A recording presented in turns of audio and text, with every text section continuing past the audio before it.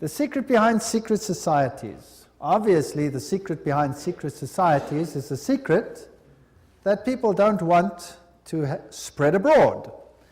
And this particular topic is so serious that I will venture rather to say nothing, very little.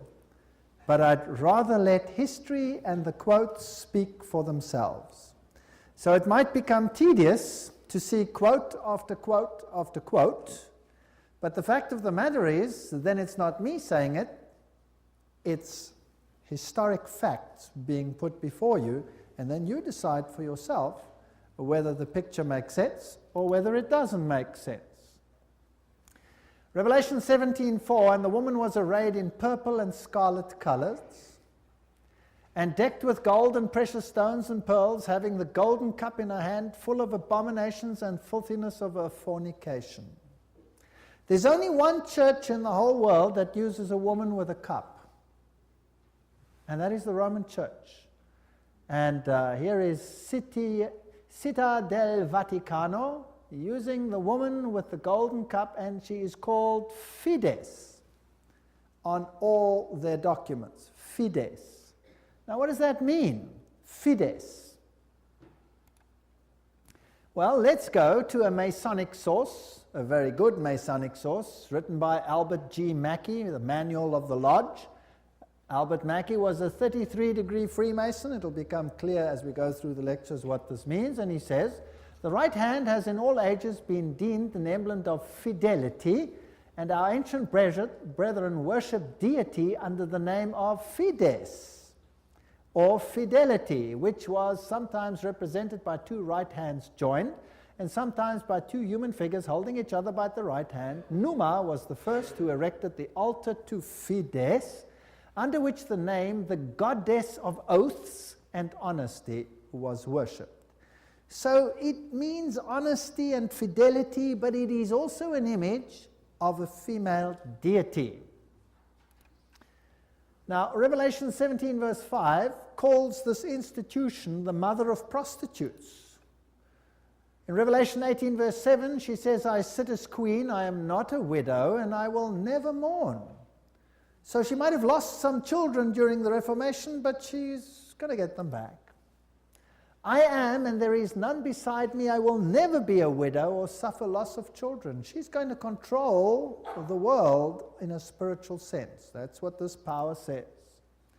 Now, it's interesting that the Vatican has just recently, September 5, 2000, issued this encyclical, Dominus Iesus, where she says, other churches are no sisters of ours, the Vatican insists. It must always be clear that the one holy Catholic and Apostolic Universal Church is not the sister, but the mother of all the churches. Cardinal Ratzinger said that. He's the head of the Inquisition. They don't call themselves the Inquisition anymore. They call themselves the Congregation for Doctrine and Faith. But it's the same thing. It's even in the same building. Now, she is not the mother, she is not the sister, but the mother of all the churches. That means all the other churches are subject to her, right or wrong. That's what she says. Now in Revelation 13 verse 1 and 2, speaking about the same power, it says, and the dragon gave him his power and his seat and great authority. Now that's a very wow statement. The dragon gave him the power. In other words, this power comes from another source. Now, doesn't Catholicism preach Christianity? Yes, it does. Doesn't it preach Jesus Christ as the Savior of the world? Yes, it does. But it also preaches mediation through other mechanisms and through the church. Now, it is interesting that in secret societies there are always two doctrines. One for the initiated and one for the goyim, the uninitiated. And the Knights Templars had two doctrines. The one was the inside esoteric occult doctrine, and the other one was the exoteric, the one to the outside, and that was Catholicism.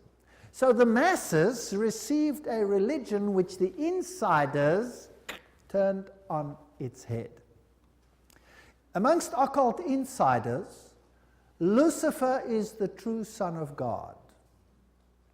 Jesus is a second son who was defeated by the first one who had been thrown out. So Lucifer is the true luminary, the victor in the battle, and will be the one who will be worshipped at the end of time. That is occult doctrine. That's always been the doctrine of the Kabbalah, the Kabbalist doctrine, and it has been the doctrine of Gnosticism. But of course, it's not what the Bible teaches, but then Catholicism doesn't teach what the Bible teaches either. Revelation 17, verses 12 to 14, talks about 10 horns you saw are 10 kings who have not yet received a kingdom, but who for 1 hour will receive authority as kings along with the beast. They have one purpose and will give their power and authority to the beast. And they will make war against the Lamb, but the Lamb will overcome them because he's Lord of lords and King of kings, and with him will be his called, chosen, and faithful followers. Now we're going to deal with the whole chapter of Revelation 17 at a later stage. But the kings of the world, here represented by these 10, will give their power to the system, just like in the Middle Ages, and enforce the doctrines on an entire world. Very interesting. This will be this beast from the bottomless pit.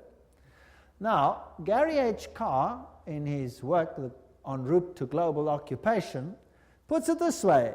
He says there were the ancient mystery religions which come from Babylon, and they were pantheistic, of course, which means God is in nature, God is in everything, which in effect makes us God then too.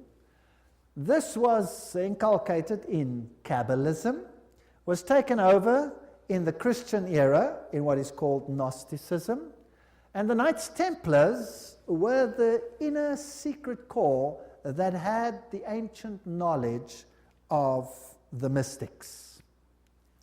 This was carried further through Rosicrucianism, Freemasonry, and the Illuminati, which, according to Gary Carr, controls Marxism, American European secret societies and political societies, international banking, and the World Council of Churches. Now that sounds very strange. Is the World Council of Churches controlled by Freemasonry? We'll have to look into that in some detail. Then, of course, you have the entire New Age movement, the Theosophical societies, the many cults, and all these things are all controlled by this mechanism to make null and void the doctrine of salvation in Christ alone. That will be the final battle. And in order to achieve this, this woman has concealed herself and has hid herself in a garb of Christianity, and people receive the Goyim doctrine and do not know what the inner core doctrine is. That is quite something. Well, if we look at 1 Chronicles 16, verse 26, for all the gods of the people are idols, but the Lord made the heavens, tells us that idolatry is quite something that's rife on the earth. And Nimrod, the Lord of heaven, Tammuz, the pagan Messiah, and Semiramis, the Queen of heaven, these find their origin in Babylon. And if you go through all the religions that were propagated in Lebanon, Phoenicia, Babylon, Assyria, Greece, Rome, Egypt, India, China, Mexico, Scandinavia, you have only this same picture under different names: Baal, Tammuz, Ashtoreth, El, Bacchus, Astarte, Belus, Tammuz, Rhea, Ishtar, Ninus, Hercules, Beltis, etc., etc. In Egypt, Ra, Osiris, or Horus, Isis, Hathor, India, Vishnu, Krishna, Isi, or Devaki, and so on and so on. Now, Romanism, the Roman Church, has taken this Trinity and made it Father, Mother, Child, which means that they must elevate the female to the point of deity. And we'll see how they did that and how they are doing that with the sanction of the Pope. So the true Trinity and the Roman Catholic Trinity are two different things. For the Goyim, it's Father, Son, and Holy Spirit. For the inner circle, it's Father, Mother, Child, which is none other than Baal, Tammuz, and Ashtoreth, if you want to take it back to those times. Jupiter is the god who is worshipped under Petrus. the rock. And ubi Petri, where Peter is, there is the church. So here's another rock which takes the place of the true rock. Christianity and the secret societies, we could just summarize it as follows. The old Babylonian religion gave rise to Kabbalism. Via the Essenes and others, Gnosticism came into existence, and Gnosticism was founded by Simon Magus. This comes from no other source than History de la Magie and by Eliphas Levi. Wow, that's a high Masonic source. So Gnosticism, founded by Simon Magus. Then this Gnosticism, with its secret doctrine, was eventually, over time, through many intermediary organizations, carried over to the Knights Templars. And the Knights Templars were a group of a Roman Catholic order, if you like, that were set over the temple site to protect it. And they had strong links to Islamic societies, the Ismailis, the Karmatites, the Fatimites, the Druzes, and the Assassins.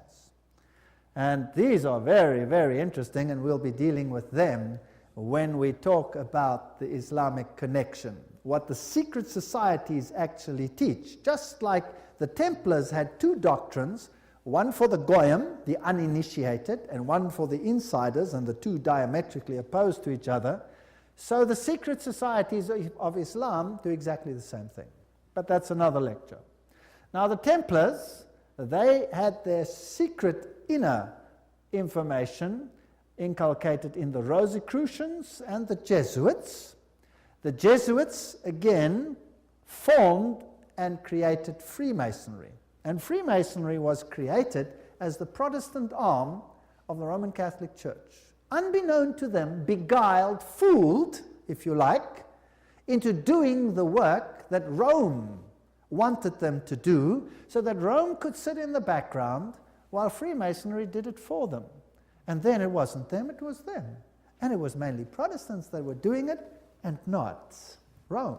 Very clever. Very, very clever indeed. So now let's have a look at these Knights Templars. Here are some of the representations.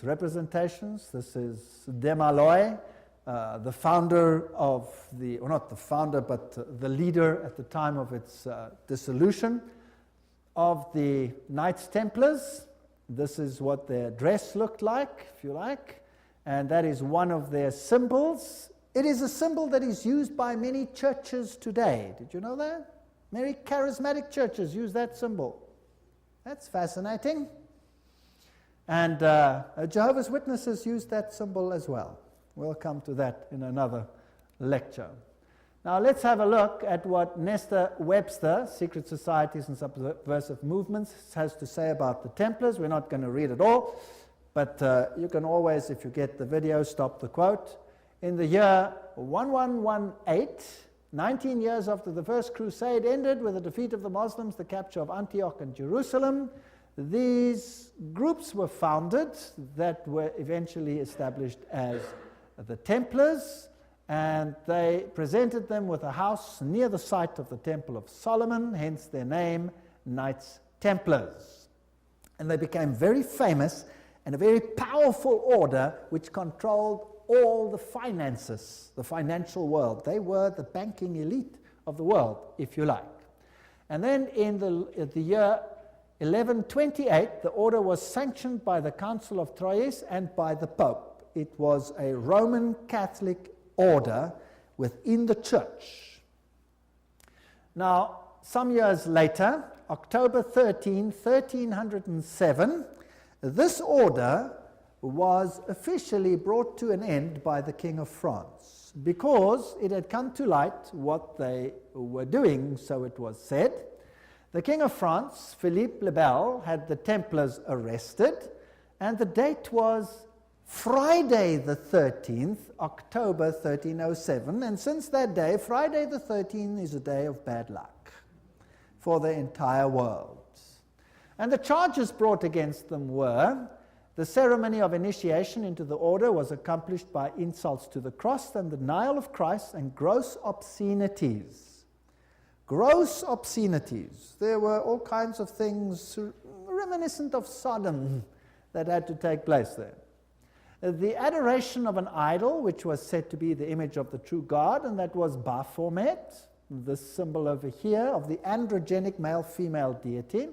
The omission of the words of the consecration of the Mass, the right that the lay chiefs amongst themselves giving absolution, and authorization of unnatural vice. So they had to curse the cross, trample upon Jesus, swear allegiance to Baphomet, and sanction this with unusual vice.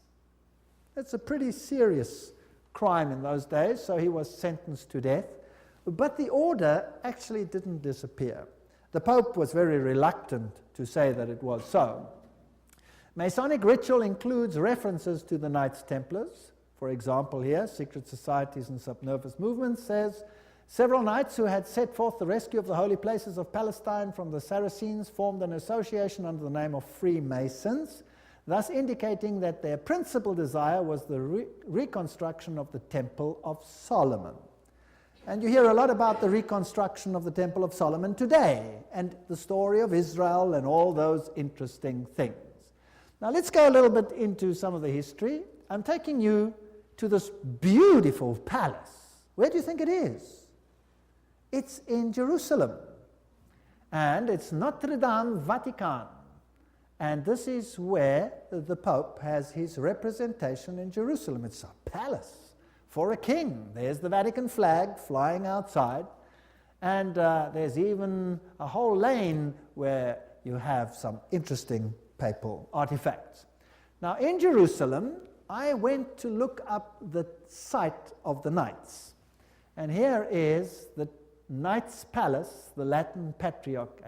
This is where the Knights Templars originally had a site, and the Knights of the Papacy now control this area. This is their symbol that they use.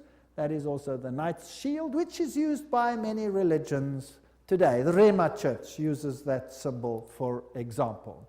These are the eternal warriors. That is the symbol that they use. There they are they kiss the Pope or the Patriarch's ring. They are knighted just like knights, and they knight highly prominent bankers and individuals such as that. Inside this church, you have, of course, the statue of Jupiter as Peter. Notice that the foot is well kissed. And I didn't want to kiss the foot, so I just stood there. And it is a very important church because both Pope Paul VI and Pope John Paul II visited this church, which is, of course, highly symbolic, and there are the plaques. And the Latin Patriarch, the Knights Palace. If you go inside, there's this interesting altar. And as you look at the altar, you'll see certain figures over here. This one over here is very interesting. Let me get it a little bit closer. And what do you see? You see the double-headed eagle, which is also the symbol that is used in Freemasonry. So there it is on the altar of the knights. And what is there on this side? Two swords held like a compass. Fascinating. So there are many, many Masonic figures in here. The tail feathers and the feathers of the eagle, very reminiscent of what you have, for example, on the back of the dollar, and all those other interesting symbols of the circle with the triangle and the sun around it. And the inheritor of the Templar nuance are the Jesuits.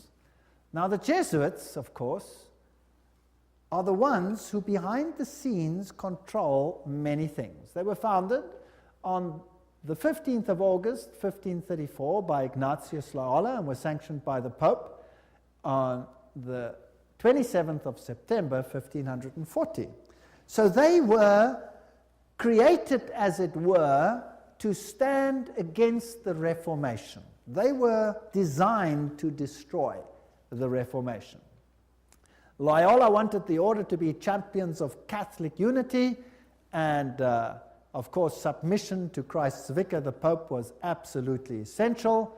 Here you have the institution of Loyola's organization by the Pope on this particular day, and there are some interesting analogies which we will find here. Here, for example, there's considerable analogy between Masonic and Jesuitic degrees. And the Jesuits also tread down the shoe and bear the knee because Ignatius Loyola thus presented himself at Rome and asked for the confirmation of the order. Now, everything I say has a quote attached to it, so don't say I said it. And if anybody wants to get angry about anything that is said, then phone the people that said it and be angry with them. Okay? So this is what they did, and this is what Freemasonry does. So there you have your nice little link.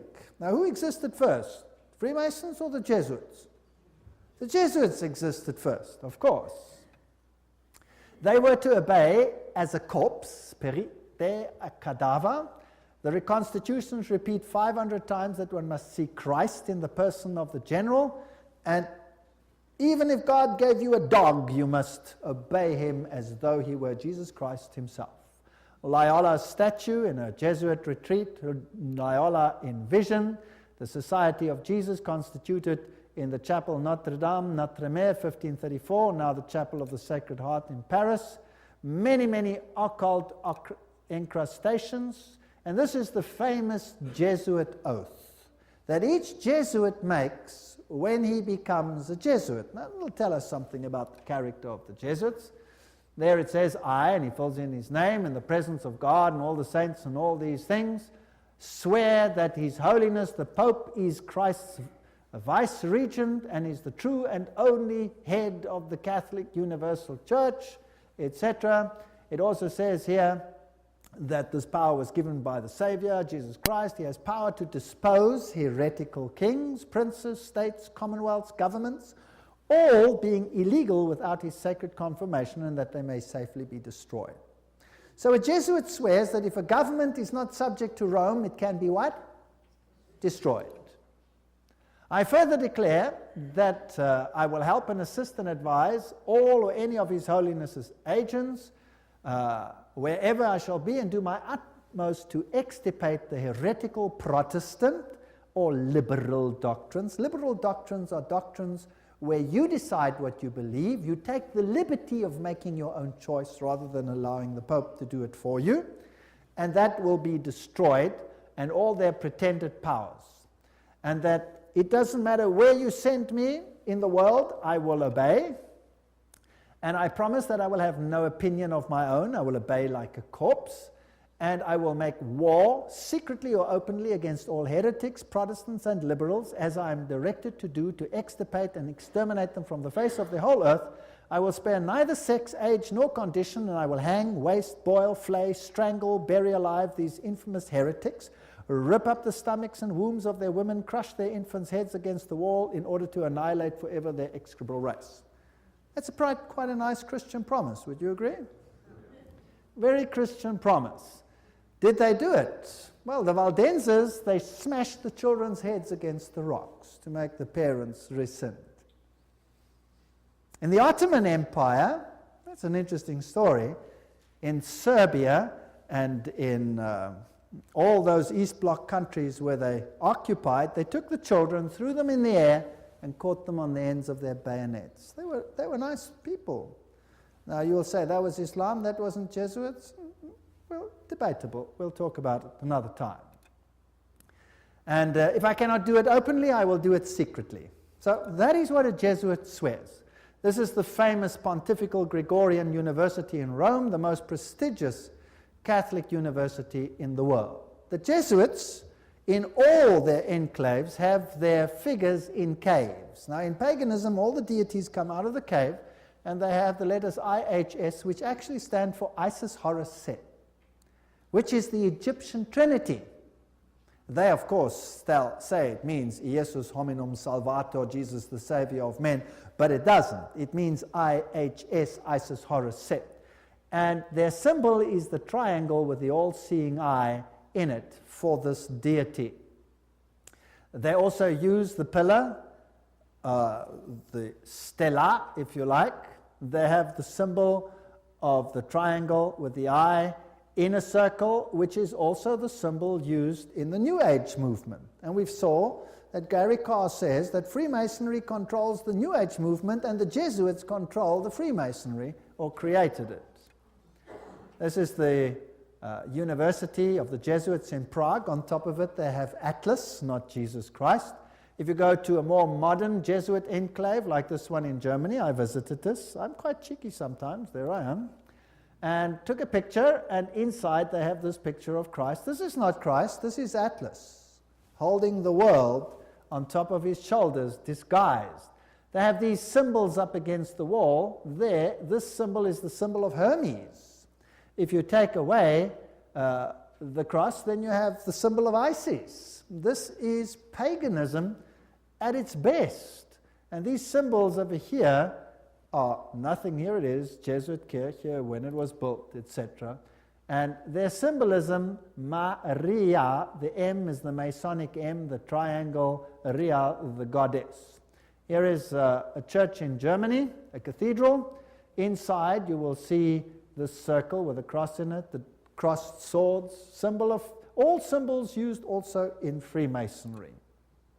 Now if you go back to ancient Assyria, that was a very prominent cross. It was the Maltese cross. It comes from ancient paganism. They have the symbols of the star over here, two stars one over the other, or two crosses one over the other. They have the compass, they have the moon with a disc in it or a star in it, which is the symbol that Islam uses, for example. They have the solar calendar and the triple crown. All of these are used by the papacy. Upside down crosses represent victory over Christ. Hammers and compasses and sickles, these are symbols that are prevalent in the world. There's Jesus standing above the skull and crossbones, which is a symbol of Jupiter, the god Jupiter, who is a symbol, of course, who is Lucifer. Upside down crosses again. This is a very important cathedral in Europe, in Germany, where all the political leaders come together. If you go there, you will have Janus, the two-headed one. And then you have the statue so-called of David. But of course it isn't David, it is the god Pan, because he has a pan flute in his hand. And David didn't play a pan flute. So I went to look for the dark side of Pan, because there's a light side and a dark side. And I found him, there he is, the hoofed one in the same cathedral. So they hide their occult symbolism. If you enter into the hallway, you find this over here. This is the god Anubis. It's got nothing to do with Christianity. There you have him as well. Plus you have the phoenix rising from the ashes. Plus you have the symbol of Jupiter and a whole host of other symbols over there. And in their side chapel, you have all the signs of the zodiac serving the various deities like Mars and Aquarius, etc. And the doorknob is a yin-yang. This has nothing to do with Christianity. They use the symbol of the compass and Jupiter and the PX symbol over there, which you will find in virtually every single Christian denomination upon the face of the earth. The phoenix rising from the ashes, the peacock, all symbols of Lucifer. Here you have the PX with a circle with a dot in it, and you say to yourself, but isn't that a symbol of Christianity? No, this is a symbol of Horus. This has got nothing to do with Christianity. They use pine cones. Let's ask Albert Mackey, 33-degree Freemason, to tell us what the symbol means.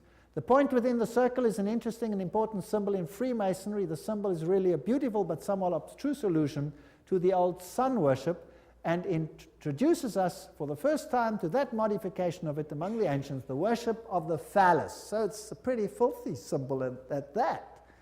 It deals with male organs. Wow. So that comes from the horse's mouth. So that's what it means. Now what's the PX mean? Let's go to the best Masonic source in the world, Morals and Dogma, page 292. And in case you don't believe me, I photocopied it so that you can see it. There you can see the symbol. Can you see that? It is the staff of Osiris. This is straight from the horse's mouth. You can't get a better source than this. This is the highest Freemason who founded the Scottish Rite 33 higher degrees, and was one, he didn't found them, but he officiated over them. On the medal of Constantinople, in hoc signat eris, whatever the inscriptions, and then some other interesting things. So this is the staff of Osiris. And then he goes through the mystic Tau and the crosses and the stars of David, and then he uses this one as well. Interesting symbol. He says the vestment of the priest of Horus were covered with these crosses. That's a Maltese cross. Remember that I showed it to you on the Assyrian king? Now, who wears that on his vestments? Well, let's have a look. Oops, there it is. Who's wearing it? The Pope is wearing it. So what is he? He must be the priest of Horus. So to the outside world, it seems like Christianity, but to the inner circle, it's occultism. On the floor of the cathedral in London, you have the tricolour, which is the triple yin yang. And what does that mean? Well, let's go and ask the sources themselves. Celtic version of the yin yang. That's what it is. The tricolour, the sea, good luck, cauldron, Celtic goddess, the goddess of wisdom and witchcraft. Who was enthroned in the French Revolution? Goddess of reason, witchcraft, reason, all these things, same deity.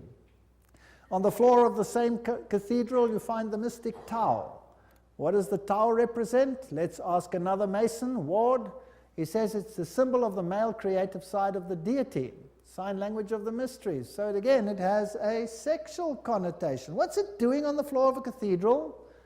So the Jesuits are the heirs of the occult religion, and they control the world through their agencies. They stand in the background, create sub-organizations, and everybody thinks they are not active. Let's ask them themselves what they believe. Here is the history of the generals of the Society of Jesus. These are all the generals, starting with Ignatius Loyola. They're all listed down there. We don't have to go through them all the way through to the present one that rules now, whose name is Peter Hans Kolvenbach. Nice German name. It's interesting that the Germans are very prominent in this. Peter Hans Kolvenbach is the head of the Jesuits. Cardinal Ratzinger, another German, is the head of the Inquisition. They seem to be pretty much in control. What does he look like? There he is, Peter Hans Kolvenbach. You're looking probably at one of the mightiest men on the earth today, if not the mightiest. He's the Black Pope. Here you have the cave of Loyola. Here you have George W. Bush and the Pope in audience with each other. And they don't do anything by chance. They just happen to do this exactly under that picture I showed you, where Loyola receives his commission from the Pope. Now, the ceremony of induction and the extreme oath of the Jesuits, Library of Congress, catalog card, there it is. You have been taught to insidiously plant the seeds of jealousy and hatred between communities, provinces and states that were at peace, and incite them to deeds of blood involving them in war with each other, and to create revolutions and civil wars in countries that were independent and prosperous. Cultivating the art and the sciences and enjoying the blessings of peace, to take sides with the combatants and to act secretly in concert with your brother Jesuit, who might be engaged on the other side, but openly opposed to that with which you might be connected, only that the church may be the gainer in the end, in the conditions fixed in the treaties for peace, and that the end justifies the means. Whoa! This is Hegelian science. Two opposing viewpoints, dialectic thinking. You war the one with the other, and you rub them up until nothing is left. It's called thesis, antithesis, and the resultant clash brings synthesis, that which you want. Now note that the Jesuit can be very active on the one side, but he can be equally active on the other side. So this is all a process whereby they wish to attain things. The 30-Year War. And what was that about? The aim and the object was that that war should in truth become a war of annihilation. Besides, was it possible for them to allow peace to be concluded with countries whose rebellious governments had issued a law ruling that no Jesuit should ever again dare to show his face? Do you know that the Jesuits were thrown out of virtually all countries, including Catholic ones, because they were so divisive? Catholic kings couldn't even take the Jesuits and threw them out. If a Catholic king dared to throw out a Jesuit, that country was destroyed, Catholic or not, and the Jesuits are back. You can take your bottom dollar for that. So, the frightful responsibility for this terrible 30 Years' War must rest upon the Emperor Ferdinand II and his teachers, rulers, and bosom friends, the sons of Loyola. Every single thing I'm saying is a quote. Popery, an enemy to civil religious liberty. In 1550, Pope Julius declared his claim to universal temporal political power, evidenced by a new coin he issued, its motto having read, "The nation and kingdom that will not serve me shall perish." Now please note that this is a Roman Catholic statement, that the nation and the kingdom that does not serve the papacy will perish. What does that mean in terms of Protestant countries then? Are they going to be in trouble, yes or no? I would say yes, they will be in trouble. Thomas Aquinas, the great philosopher of the Roman Catholic Church, said, "The Pope by divine right has spiritual and temporal power as supreme king of the world. The Pope of Rome, as head of the papal government, claims absolute sovereignty and supremacy over all the governments of the earth." All the governments. All these quotes are highly potent quotes. There is nothing mediocre in these quotes, and they come from the highest sources. The right of deposing kings is inherent in the supreme sovereignty which the popes as vice-regent of Christ exercise over all Christian nations. Cardinal Henry Manning, 1892, he was Archbishop of Westminster. So, he is in control of all nations of the world. Now it's interesting that the Bible tells us that these words were put on the Christ's cross at the crucifixion. Jesus of Nazareth, the King of the Jews. You read that in John 19:19. But the Roman Catholic crucifix has the words INRI written on it. Now, if you look it up in Webster's dictionary, it means Jesus Nazarenos Rex Iuderum, but in the extreme oath of the Jesuits, INRI means something totally different. It means Iustum necare reges impios, which means it is just to exterminate or annihilate impious or heretical kings, governments, or rulers. That's an interesting point.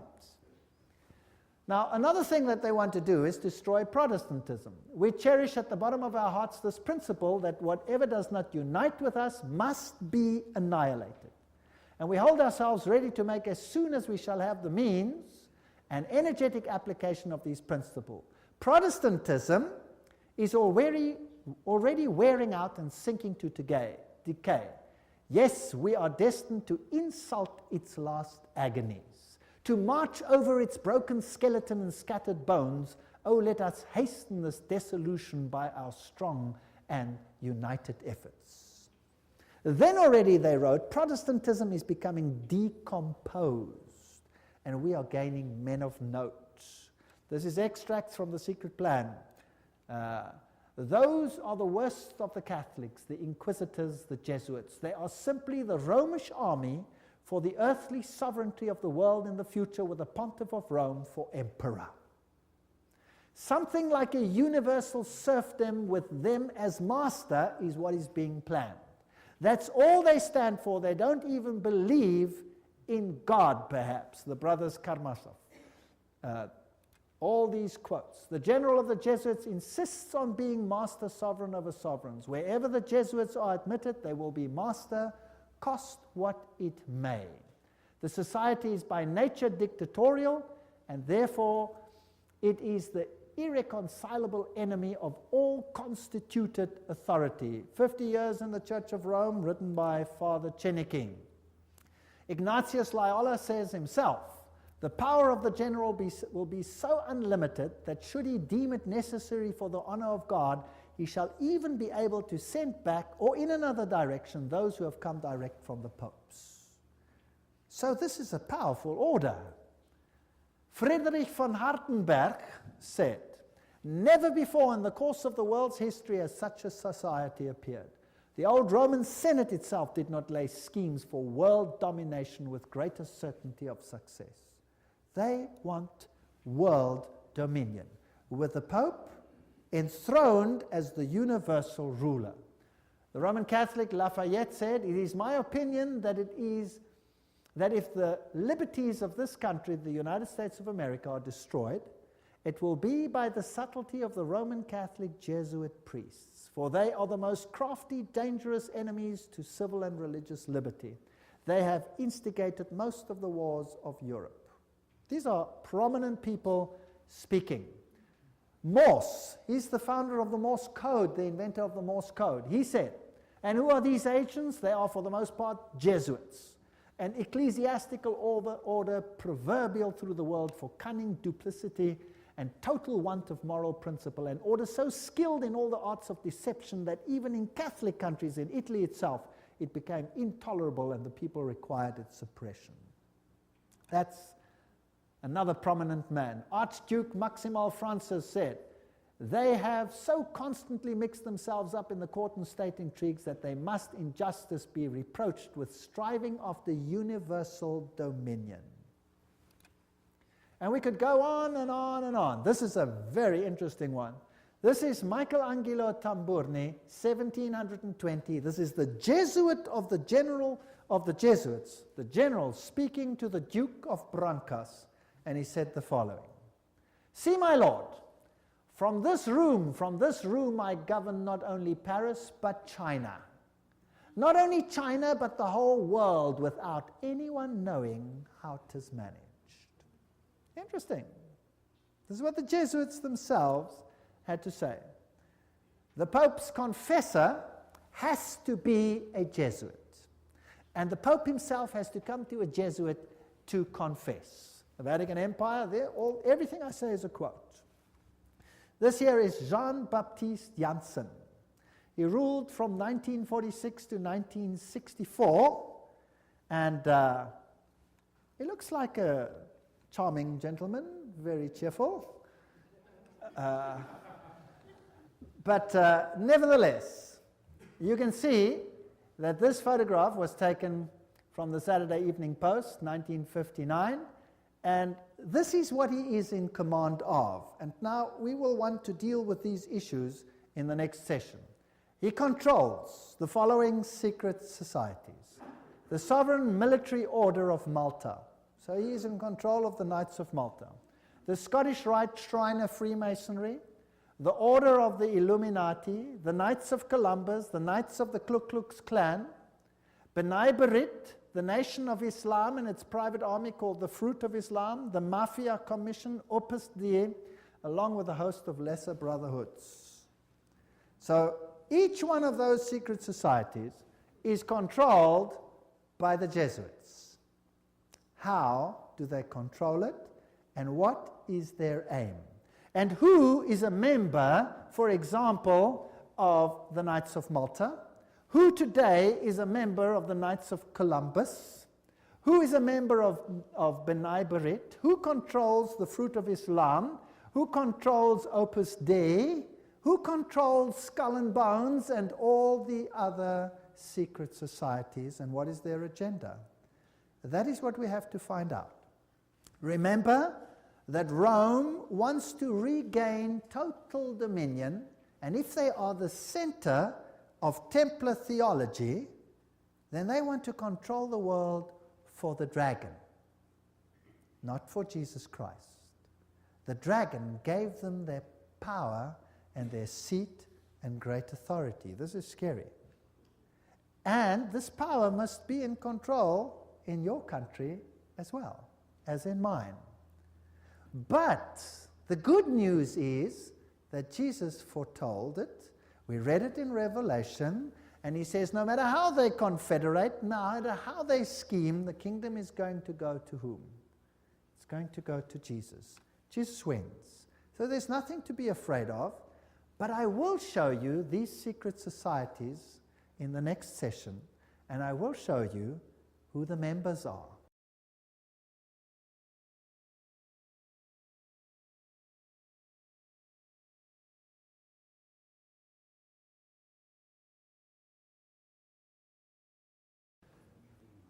As we spoke in our previous little session, this is Jean-Baptiste Janssen, just one of the great generals of the Society of Jesus. He was the leader from 1946 to 1964. And we mentioned the Order of Malta, the Shriners, the Order of the Illuminati, the Knights of Columbus, Ku Klux Klan, and all these secret societies that are under the control of the Jesuit general. Persecution of the Catholic Church in Germany has been directed only against those elements which did not entirely submit to the ever-increasing centralization of authority in church and state. So sometimes it looks as if even the Catholics are suffering, but only those Catholic groups that are not totally submissive to this system will be subjugated. Some Catholic orders were actually opposed to the Jesuits.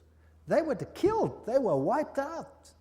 In the French Revolution, the Dominicans had taken over the Inquisition from the Jesuits. Boom, they were zapped. And the Jesuits took it back. Its objective was, and is still, to destroy the effects of the Reformation and to re-establish the Holy Roman Empire of the German nation. A greater Germany, in other words, must be made again the center of a revived Holy Roman Empire. Leo H. Lehman, 1942, an American historian, said that. Isn't it fascinating that the Russian president, or a Russian president, let me put it that way, and many political leaders have given the assurance that Germany will once again play a greater role in the new Europe today. Isn't it also fascinating that it was a Jesuit priest, Father Stempfler, and not Hitler, who wrote Mein Kampf? In fact, you can read it on Mein Kampf itself. Now, the SS used this symbol of the skull and crossbones. What was that a symbol of? Do you remember? It was the symbol of Jupiter, the god Jupiter, the god of death. It's also the symbol of Osiris, who was the god of death. Anubis is just another form of Osiris. He is the god of death. He's the god of the dead. But Jesus says, I am the God of the living. I am not the God of the dead. I'd rather serve the God of the living. The SS was organized by Himmler according to Jesuit order principles. The rules of service, spiritual exercises prescribed by Ignatius Loyola constituted a model which Himmler strove carefully to copy.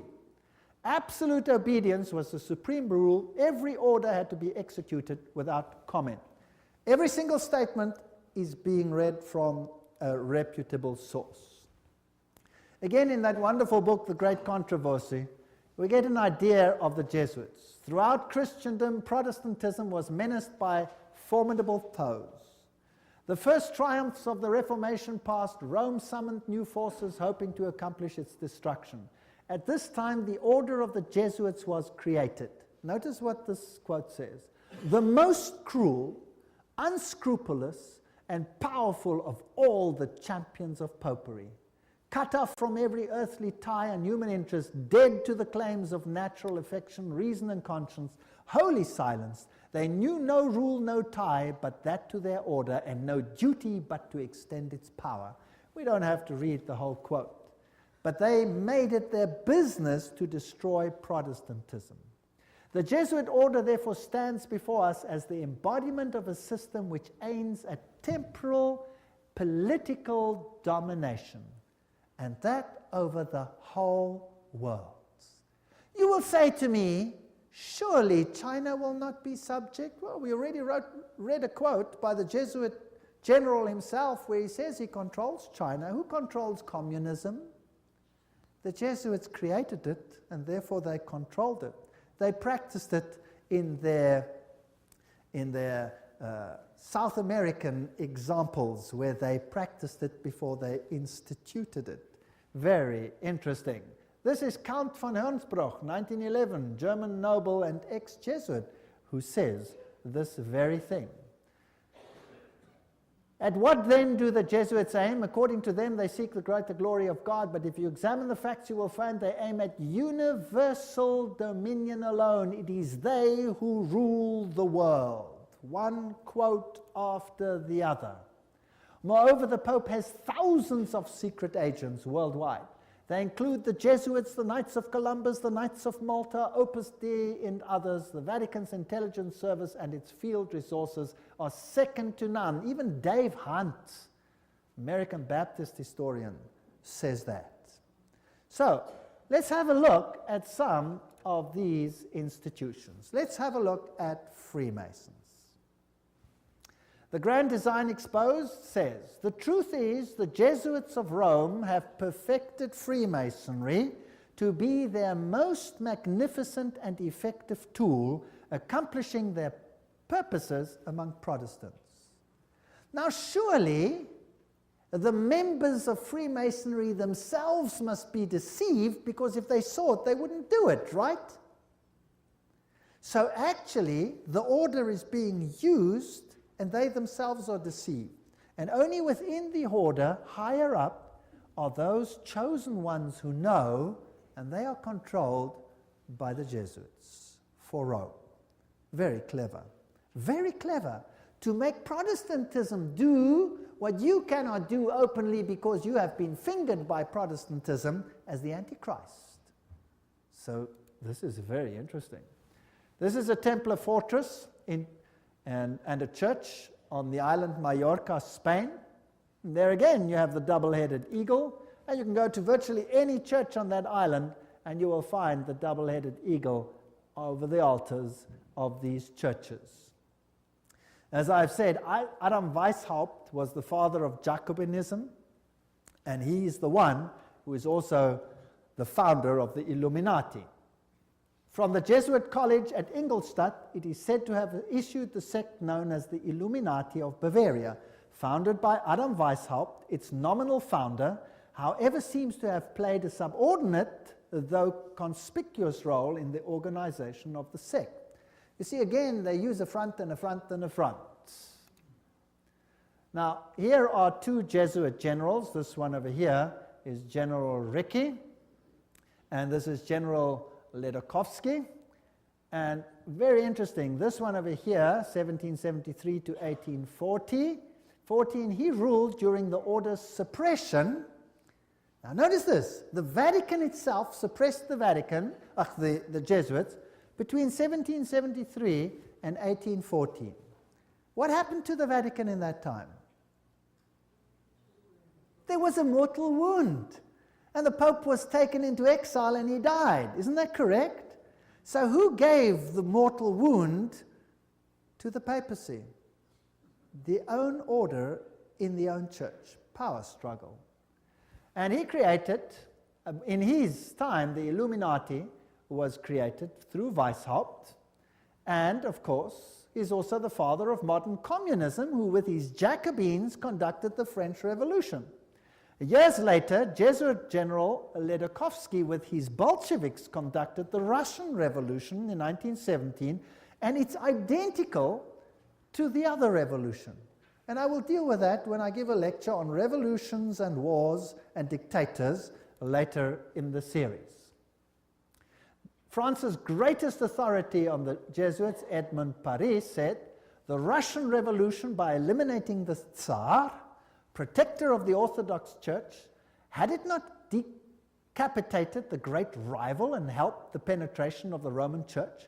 We must strike while the iron is hot. The famous Russicum, Russian College of Rome, is created in 1929, and its clandestine missionaries will take the good news to its schismatic country. 1 century after their expulsion by Tsar Alexander I, the Jesuits will again undertake the conquest of the Slav world. And did the poor Slavic world suffer? They were slaughtered by the millions. History will show what happened there when Stalin, probably one of the greatest mass murderers of all time, did his thing. Frederick the Great, so-called, of Prussia, caused the high degrees of Masonic constitutions of the ancient rite to be revived, and he himself wrote the constitutions under the guide of the Jesuit general. Encyclopedia of Freemasonry, Albert G. Mackey says that himself. Very interesting. And now notice this. This is a source that's unbelievable. This is ISIS Unveiled by Blavatsky herself, the author of Secret Doctrine. She says that the rites are the offspring of the sons of Ignatius Loyola. The Scottish Rite and all of these worked under the instructions from the general of the Jesuits. So who controls Freemasonry? The Jesuits, there's no doubt about it. Here, we have confirmed the induction of the Knights Templar Mason into the councils of the said order of knighthood, and hoping in confiding that he will ever be so demean himself as to conduct to the glory of IHS, the most holy and almighty God, and to the honor of the mark we do recommend. There's a ritual in Freemasonry which is totally Jesuit. So the Jesuits control Freemasonry. Here's a Freemason temple, if you like. It's in Oklahoma. There is IHS. This is a Freemason temple. It's a lodge. There is IHS in it. There are still old ladies, male and female, about the country who will tell you with grim gravity that if you trace up Masonry through all its orders till you come to the grand tip-top head Mason of the world, you will discover that the dread individual and the chief of the Society of Jesus are one and the same person. James Patron, American historian. There are many that say these things. Knights of Malta. The Freemasons are in the foreground, while the Jesuits and the Knights of Malta are in the background. The Jesuits control even the Knights of Malta. Now, who are they? Well, they are headquartered in Rome, these knights. They used to be on an island, but besides that, they used to be a military order. They are still a military order. They are knights. They control the banking of the world, the industry of military complexes of the world. They oversee Chase Manhattan Bank with all its branches. They rule all the intelligence communities, the KGB, the CIA, and all of these things to restore the Dark Ages. Everything I'm saying is a quote. I'm saying nothing. Don't accuse me of saying anything. I'm just reading. Who are they? Well, here's the head of the Knights of Malta at the moment in America. Well, he's dead now. This is Francis Joseph Cardinal Spellman, Cardinals of New York. And their headquarters is St. Patrick's Cathedral, the diocese of the Archbishop of New York. There are the various ones. Here's Terence Cardinal Cook, then was Cardinal O'Connor, and currently Cardinal Archbishop of New York, Edward M. Egan. Now let's have a look who the members of the Knights of Malta are. That should be interesting. Some past, some present. General Alavena, George Anderson, Angleton, Azru, Bertie, Bobs, Bonaparte. Does that name ring a bell? Borges, Bradley, Brady, Pat Buchanan. Does that name ring a bell? James Buckley, Prescott Bush. Does that ring a bell? Frank Capra, William Casey. Does that ring a bell? CIA. Cisnero, Cooks, Coughlin, Loach, Giscard d'Estaing, does that ring a bell? President of France, Bill Donovan, Alan Dulles, Avery Dulles, Edward Egan, that's of course the Cardinal himself, Franz Egon, John Farrell, Flanagan, Flynn, Gelly, Galen, Gorman, Grace, General Alexander Haig, does that ring a bell? Otto von Habsburg, wow. Conrad Hilton, Heinrich Himmler, he was at Knights of Malta. J. Edgar Hoover, FBI, CIA fame. Joseph Kennedy, Ted Kennedy, Larkin, Lehman, Lorenza, Luce, Henry Luce, founder of all the great magazines and Time magazine and all of them. Great publishing magnate.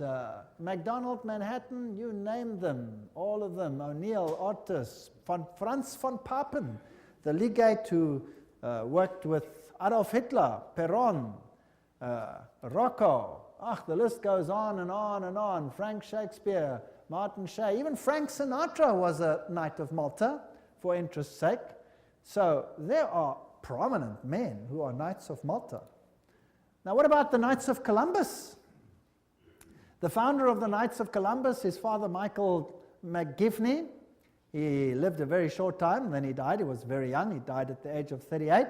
There is their emblem, and this is their official home webpage. You can just take it straight off, and you can see something fascinating. What is that?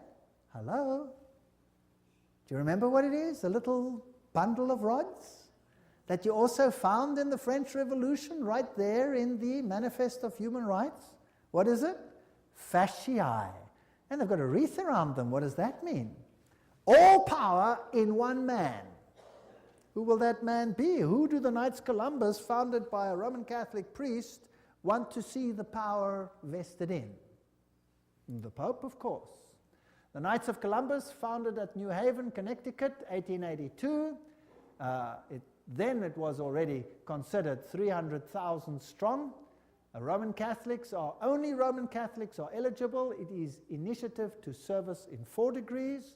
It's the heart and soul of politics. You cannot get into politics if you don't have the stamp of approval of these guys. The fact is well known to political machines and non-Catholic politicians whose candidates must receive the approval of Rome and the Knights before they dare nominate them for either dog pound or presidency. The Knights of Columbus' principal business is politics, a Jesuitical politics. A menace to the nations, Jeremiah Crowley, is the quote.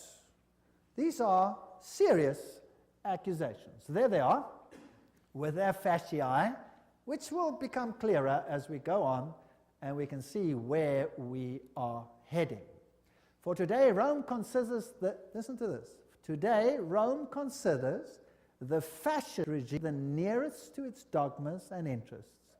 We have not merely the Reverend Jesuit Father Coughlin praising Mussolini's Italy as a Christian democracy, but their official magazine, which is Civiltà Cattolica, this is the official Jesuit magazine, says, this is the house organ of the Jesuits, says, fascism is the regime that corresponds most closely to the concepts of the Church of Rome.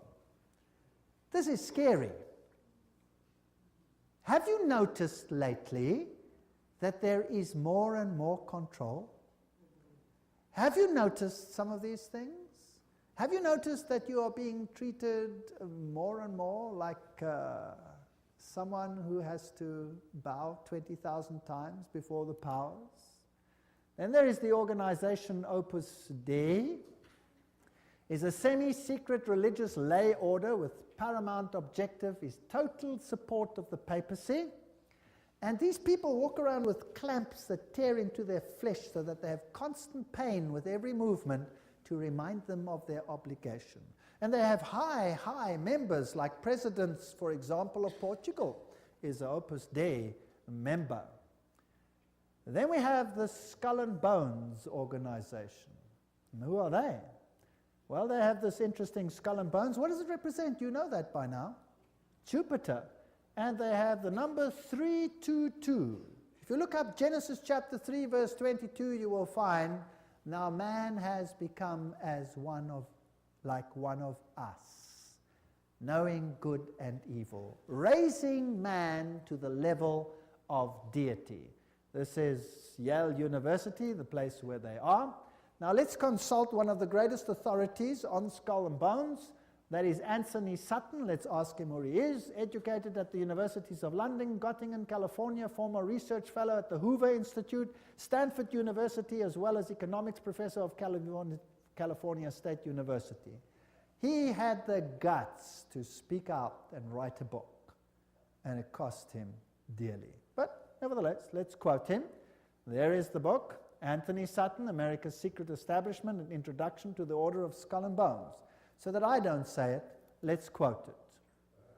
Skull and Bones, it's over, it's Bush. Bush won the election. Let's watch this video. Yale University, the scions of America's first families confess their sexual exploits from a gruesome coffin. In a smoke-filled room, a handful of power brokers manipulate the global economy. These are the purported activities of some of America's secret societies, groups with names like Bilderberg, Skull and Bones, and the Trilateral Commission. The Skull and Bones Society is founded in 1832 by 15 seniors at Yale University in New Haven, Connecticut. They establish a secret society with rules and rituals that remain unchanged to this day. The Skull and Bones initiation ceremony is said to be held in April in the tomb's basement. One distinguished member serves as master of ceremonies. Once enrobed, he is known as Uncle Toby. The shortest senior is appointed Little Devil and dons a satanic costume. A bonesman with a deep voice is dressed as Don Quixote. Another is dressed as the college's founder, Elihu Yale. Still another is given papal vestments. It would all be funny if it weren't for the fact that among the former bonesmen are 3 presidents: William Howard Taft, George Bush, George W. Bush, numerous senators and ambassadors, industrialists like William Whitney, CIA agents, State Department officials, and publishing magnate Henry Luce. Absolute secrecy is also required. In his 1999 autobiography, George W. Bush devotes just one sentence to his membership in Skull and Bones. Quote, "My senior year, I joined Skull and Bones, a secret society so secret, I can't say anything more." The secrecy, according to some researchers, is there to protect the fact that Skull and Bones funnels its initiates into positions of power and influence. The best-known bonesman is ex-President George Bush, who, according to tradition, is supposed to avoid admitting he's a member. Mr. President, are you a member of Skull and Bones? American Journal got a similar response when we recently asked George Bush Jr., the governor of Texas, about his membership. Does it still exist? The thing is so secret, I'm not even sure it still exists. Okay, so you'll see that George W. Bush is a member. They lie in a coffin. They bow down before a papal figure, swear allegiance. They do all kinds of weird sexual things in a coffin, which I'm not going to explain what they do here. It's pretty vile. And these are the presidents of the most powerful countries in the world, and they belong to secret societies such as this. Well, let's look at the real world. Now, we're soon to have an election, and here is the German newspaper, Financial Times, Deutschland, February 2004, which confirms that Kerry, the opposition leader who is going to stand against George W. Bush, is also a member of Skull and Bones. So really, what's the point in voting if both of them belong to the same camp? What these people believe and what they are all about, we will have to see in one of the next lectures. The order, what it is and how it began. Those on the inside know it as the order. Others have known it for more than 150 years as Chapter 322 of a German secret society. That is very important. In fact, this was discovered when they broke in and stole some of the papers at that institution. It is officially known as the Russell Trust of 1856, or as the Brotherhood of Death, because they serve the god of death, who happens to be Anubis, if you like, Osiris, if you like, or Jupiter. The American chapter of the German order was founded in 1833 at Yale University by General William Huntington Russell, and Taft, the only man to be both President and Chief Justice of the United States. Interesting. Now, the German order, what does this actually mean? The Illuminati had its origin at the University of Ingolstadt, and recruits were from the student Inkorps. Of course, they had to be students with high connections, you know, sons of very high insiders. The order had its origin in Yale in 1833, but Skull and Bones is a chapter of a German secret society. So, which organization does it represent? Active members have enough influence to push their sons and relatives into the order, and there's significant intermarriage amongst the families, and they fall into major categories, 2 major categories. We find the old line American families, Second, families who occupy great wealth. When he's initiated into the order, he says, tonight he will die to the world and be born again into the order, as he will henceforth refer to it. The order is a world unto itself, in which he will have a new name, and 14 new blood brothers also with new names. Now there's also a British chapter which was established at Oxford University and All Souls College, and the British element is called the Group. So the Skull and Bones is not the only one. You have the Group, and then you have a European order as well. So the Group links to the Jewish equivalent through the Rothschilds, the Inner Circle, and so there is a worldwide secret organization which has the highest individual in industry, government, all facets of life. And they actually are the most prominent rulers in the world today. And if they are a chapter of a German society, then they are the Illuminati. And George W. Bush said that there are 1,000 points of light illuminating the world at the moment. It's interesting that the order writes many constitutions. The members write constitutions. For example, Archibald MacLeish, who is a member of Skull and Bones, or was, he wrote the constitution of UNESCO. Now we're going to have to deal with UNESCO and find out what it's about. Churches, the Union Theological Seminary is under the control of Skull and Bones. A very interesting seminary. We'll deal with these in more detail in another lecture. Major establishment of law firms, communications and industry, the Federal Reserve, and all of these are controlled by the order. This is how Chapter 322 operates. There's a central inner core. Notice that this is actually the all-seeing eye, the wedge of the eye, but that's something else. There's an inner core, there's an inner circle, there's an outer circle, there's an Atlantic Circle, the Bohemian Club, notice there, Bohemian Club, part of Skull and Bones, Pilgrim Society, Penumbra Order, Chapter 322 of the Order, the Trilateral Commission. That's how it's put together. You could basically put it this way: Council of Foreign Relations, United Nations, Bilderbergs, Club of Rome, Royal Institute of International Affairs, and the Trilateral Commission, with the Illuminati controlling everything on the inside, forming basically the Round Table. Now you saw that the Bohemian Club is part and parcel of the issue. Now what is this Bohemian Club? Well, here's the Bohemian Grove. The August 2, 1982 edition of Newsweek reported, this is just another quote, the world's most prestigious summer camp, the Bohemian Grove, is now in session 75 miles north of San Francisco. It's in a forest. It's a fortress.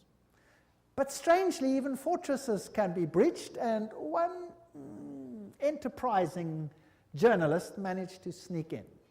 The fiercely guarded 2,007 acre retreat is the country's extension of San Francisco's all-male, ultra-exclusive Bohemian Club, to which every Republican president since Herbert Hoover have belonged. This is just a quote.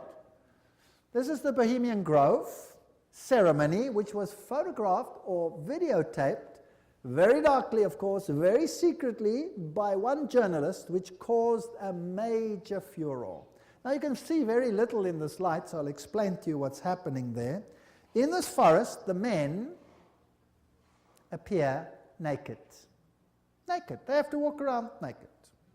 In fact, some members have left the society because they're tired of walking around naked. Now imagine every president of the United States has been a member of the Bohemian Grove. And just imagine it. The priests are dressed in vestments, papal vestments, and they pay homage to an owl because the owl sees in darkness.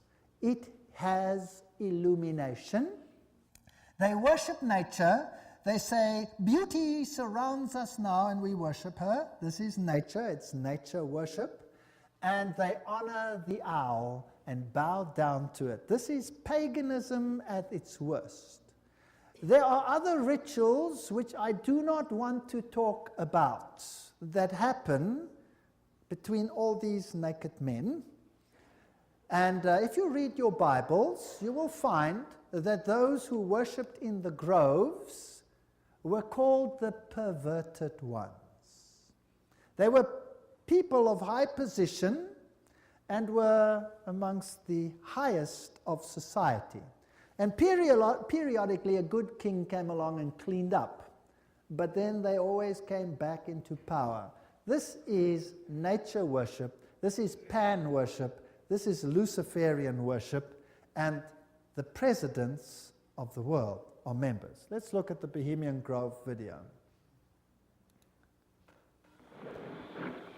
There's the papal vestment. All is in his leafy temple, and all within the grove be reverent before him. Lift up your heads, O ye trees, and be ye lifted up, ye everlasting spires.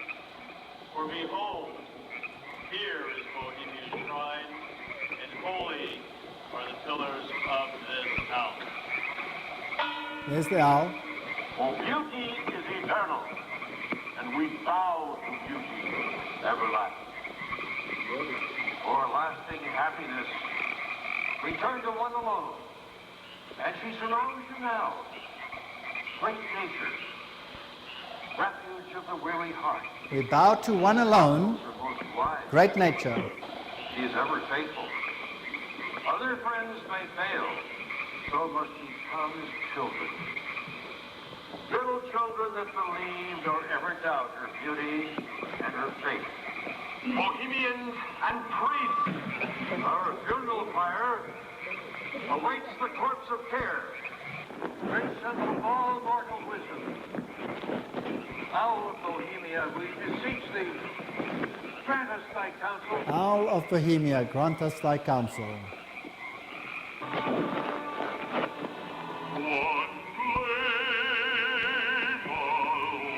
Well, that's just a part of the ritual, which shows that it is nature worship. It is condemned in the Bible, and yet, who are the members? Let's continue. This is an article in Mother Jones, August 1981, volume 6, page 28, and reports who the prominent members were. For example, George P. Schultz, Stephen Batchelor, Gerald Ford, Henry Kissinger, William Buckley. Can you imagine them all walking around naked, worshipping a stupid owl? I mean, that's so pathetic. Fred Hartley, Griffin, Haywood, Coors, Teller, Ronald Reagan, Clausen, George Bush, William French Smith, etc., etc., etc. It is pathetic. Modus operandi of the order. The activities of the order are directed towards changing our society, changing the world, to bring about a new world order. This will be a planned order with heavily restricted individual freedom. That's fascism. And I will show you the papal encyclicals that will make your hair stand on edge as to what is going to happen all over the world. And believe me, I live in a country where it's being implemented. And you can see it happening every single day. It is scary. But you don't have to be afraid if you know why it's happening. If you do not know why it is happening, you will despair, and there are thousands who are putting bullets through their head because they cannot tolerate it. 4,000 farmers driven off the land and murdered in my country alone.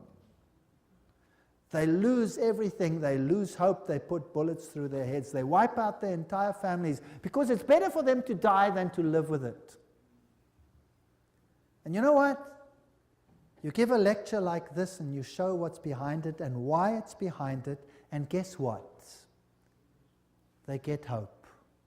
Because they see it's not just them and not something they don't understand. Once they start understanding the bigger picture, they gain hope. And they say, wow, so it's not really the end for us, because this is simply the sign that Jesus is coming soon. And there will be a better kingdom. Let us give our lives to Jesus Christ, because this world has nothing to offer. And they get hope. So far than being negative, they conceive a lecture like this, for example, as positive. And it has an amazing effect on countries where this is being implemented this very day. No constitutional protection if you go against it. They control education. I'll show you how in the lectures. Money, law, politics, economy, history, psychology, philanthropy, medicine, religion, media. There is nothing that they do not control. And remember, they are neither left nor are they right. So if there are right-wing parties and left-wing parties, they control them what? Both. That's the Hegelian principle. That's Hegelian logic. Remember that both Marx and Hitler, the extremes of left and right, presented as textbook enemies, evolved out of the same philosophical system, Hegelianism. I'm quoting from one of the greatest researchers in this field that brings screams of intellectual anguish from Marxists and Nazis. Remember that the Jesuits were told that they must serve on this side and the other side. Remember that? And create conflict between the sides. This conflict of opposites is essential to bring about the change that they want. Today, this process can be identified in the literature of the Trilateral Commission, for example, where change is promoted under conflict management. Have you heard that name before? Right, conflict is essential. The state is absolute. So the state must have total control.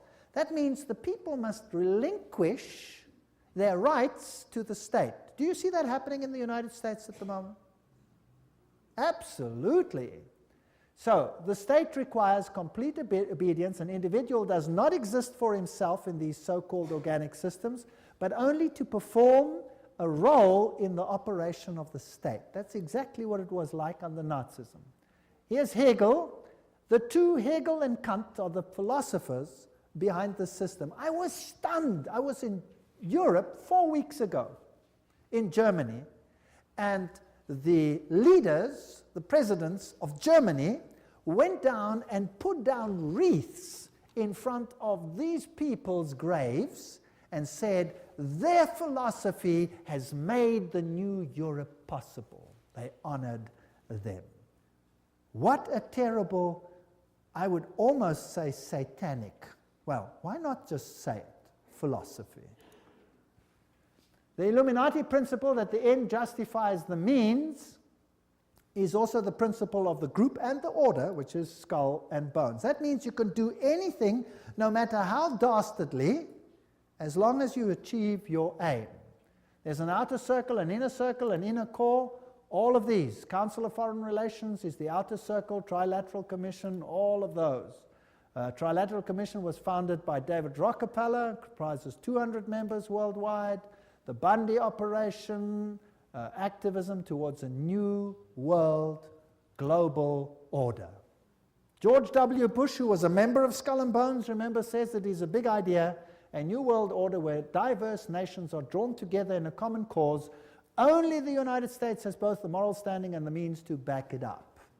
So, do you think they're trying to get all the countries of the world to come into this system, yes or no? Do you think it's possible that they are giving their power to a woman who rides them? Does it look like it? Who controls them? The Jesuits. And who do the Jesuits say all power must be under? The Pope. Isn't that correct? All right. So who do you think would clamor for a new world order more than anyone else? Maybe the Pope. Wouldn't that be interesting? Well, here he is. New international order urged for the sake of peace. When? January 3, 2004. His whole New Year's speech was dedicated to asking for the implementation of the New World Order. Vatican City, January 1, 2004. John Paul II started the new year by insisting that peace is possible and thus a duty, and he called for a new international order. CNN, what did that have to say? Pope calls for a new world order. Thursday, January 1, 2004. Vatican City, Pope John Paul rang in the new year on Thursday with a renewed call for peace in the Middle East and Africa and the creation of a new world order based on respect for the dignity of man and equality amongst nations. What did he say? This year, Pope John Paul directed his thoughts to the continuing conflict around the globe, but he stressed that to bring about peace, there needs to be a new respect for international law and the creation of a new international order based on the goals of the United Nations. He called for an order that is able to give adequate solutions to today's problems based on the dignity of the human being, this is human rights, on an integral development of society, on solidarity amongst nations, rich and poor, on the sharing of resources and the extraordinary results of scientific and technical process. You know, sharing of resources. Have you heard of that before? Well, there's another term for it. It's called redistribution of wealth. Have you heard of that before? Right. Now let me redefine that for you. To redistribute wealth means to take the wealth from the one who has it and give it to one who has not got it. Is that correct? Now if you do that, which nations of the world will be hardest hit? The Catholic ones or the Protestant ones? The Protestant ones are the rich nations. Everywhere you can draw a line. Now I will show you in the lectures that come that there are encyclicals which define how the redistribution is to take place. And how it is happening and how the encyclical says it should take place is what I can see happening in my country without the government lifting a finger against it. It is defined by need, as we will see. Now, there's another word for taking from one who has and distributing it to someone who does not have. It's called theft. Stealing. Thou shalt not steal, says the Bible. The Pope in Rome says, thou shalt steal. He does. Literally, I'll show you his encyclical. You will be stunned. This New World Order is going to be an exciting place. I don't want much part of it. Fortunately, my God says, my kingdom is not of this world. If it were, they would fight for me, but it is not of this world. My kingdom is up there. There where your treasure is, there your heart will be. I have managed, because I live where I live, to loosen myself from that which I own, because I know that it means nothing anymore. Do you know that in my country, if you go on a holiday, and you stay away for a while, and you come back, and your house is occupied, that you cannot put the new tenants out, even if the house is yours? Did you know that?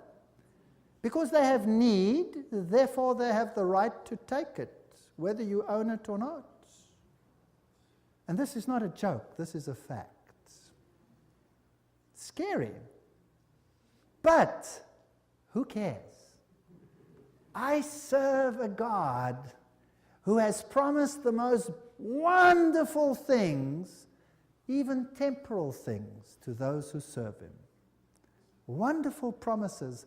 I go to prepare a place for you, and I will come again to take you where I am also. In my Father's house are many rooms. I go. Actually, it doesn't mean rooms, it means mansions. God has prepared things for us which make this world sick by comparison. So let them have their kingdom, let them have their fun, because my God says this world will come to an end, and the kingdom of God will reign forever and ever and ever. Don't miss the next lectures. We're now on a roller coaster ride that will take you to exciting places. Thank you for coming.